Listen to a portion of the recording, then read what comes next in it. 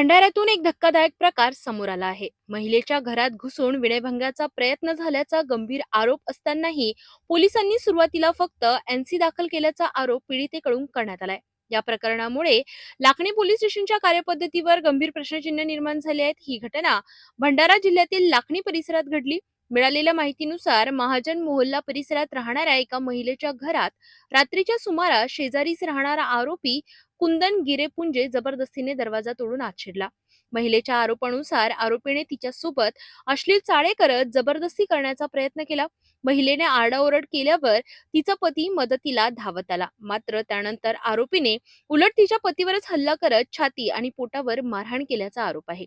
या झटापटीत घरातील लहान मुलालाही मारहाण झाल्याचे सांगितले जात आहे. घाबरलेले कुटुंब तक्रार देण्यासाठी लाखनी पोलीस स्टेशन येथे पोहोचले. मात्र एवढ्या गंभीर प्रकरणानंतरही पोलिसांनी सुरुवातीला केवळ मारहाणीची एनसी दाखल केल्याचा आरोप पीडित महिलेने केला आहे.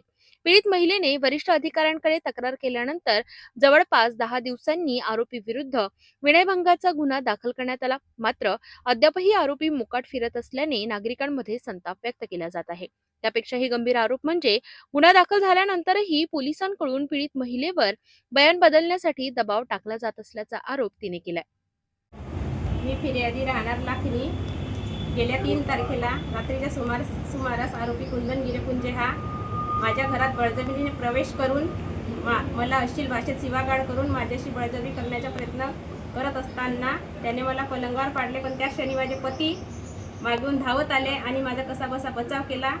त्यावेळी त्याने मला सोडून त्यांना जीवे मारण्याचा प्रयत्न करून त्यांच्या छातीवर बसला आणि त्यांचा गळा दाबण्याचा प्रयत्न केला. आम्ही यातून कसेबसे सुटावलो आणि बाहेर पडालो. बाहेर पडून आम्ही पोलीस स्टेशन गाठलं आणि पोलीस स्टेशनमध्ये आम्ही दोघेही पती पत्नी आपला गुन्हा नोंद करण्यासाठी बोललो असता मला न बोलू देता फक्त माझे पतीचे बयान घेऊन त्यांना एनसी देण्यात आली आणि घरी पाठवण्यात आली. माझी कोणतीही तक्रार त्या एनसी मध्ये दखल करण्यात आली नाही.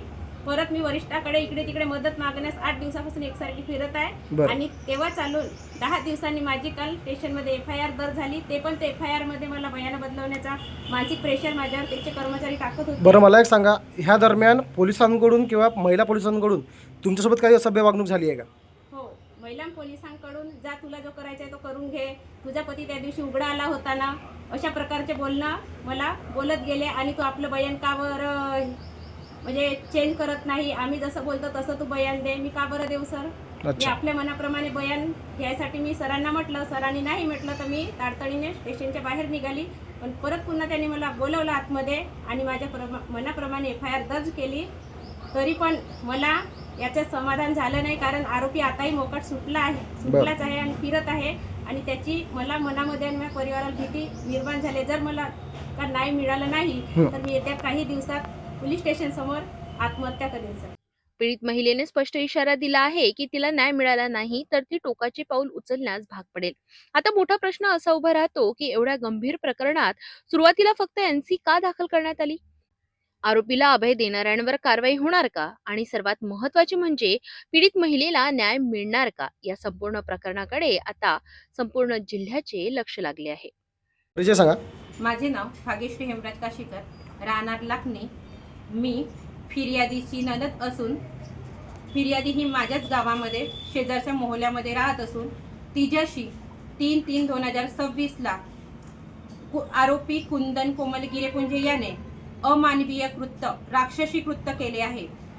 त्या संदर्भात पोलीस प्रशासनाने कोणतीही अत्याचाराची नोंद न करता फक्त तिच्या पतीला एनसी दिली. त्या एनसी मध्ये तिचा कोणताही उल्लेख नाही. त्या संदर्भात फिर्यादीशी मी 5 तारखेला ठाणेदार साहेबांशी भेटले. ठाणेदार साहेबांशी त्या घटनेबद्दल शहानिशा केली. शहानिशा केल्यानंतर ठाणेदार साहेबांनी आम्हाला आश्वासन दिले.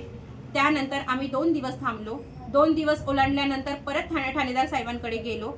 ठाणेदार साहेबांनी चौकशीसाठी कॉन्स्टेबल पाठवले. कॉन्स्टेबलांनी अधुरी चौकशी केल्याने पुन्हा मी फिर्यादीशी ठाणेदार साहेबांकडे गेली असता मला तिथं कळले की आम्हाला कोणतेही त्यांच्याकडून प्रतिसाद मिळत नाही आहे. तेव्हा आम्ही वरिष्ठांकडे गेलो. वरिष्ठांकडे अर्ज केलो. तिथून आल्यानंतर पुन्हा 2 दिवस वाट बघितली. 2 दिवस वाट बघितल्यानंतर फिर्यादीशी मी लाखनी पोलीस स्टेशनमध्ये लेखी बयान स्वरूपात या फिर लेखी तक्रार स्वरूपात जे अर्ज नेऊन दिले, तेव्हा माझ्या स्टेशन डायरीवर ते अर्ज घेण्यात नाही आले.